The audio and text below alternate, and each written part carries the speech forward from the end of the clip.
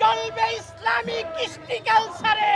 জুলাই বিপ্লব হয়েছিল ইসলামের পক্ষে, দেশের স্বাধীনতার পক্ষে। ডক্টর ইউনূসও একদিন পূর্বে সরকারের ন্যায় পালায়ে যেতে বাধ্য হবে। প্রতিটা স্কুলের মধ্যে ধর্মীয় শিক্ষক নিয়োগ দিতে হবে।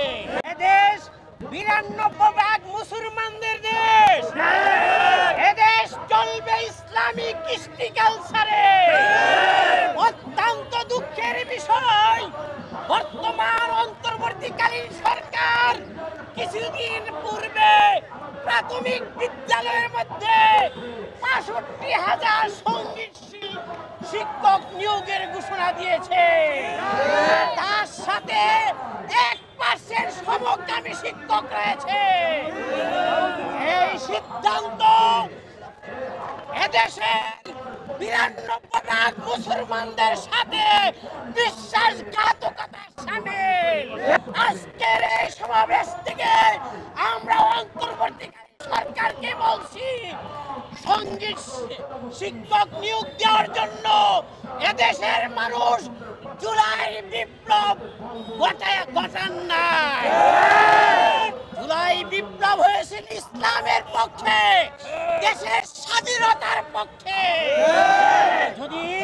যদি এই সিদ্ধান্ত বহাল থাকে, এদেশের ধর্মপ্রাণ জনতা রাজপথে দাঁড়াবে এবং ডক্টর ইউনূসও একদিন পূর্বে সরকারের ন্যায় পালায়ে যেতে বাধ্য হবে।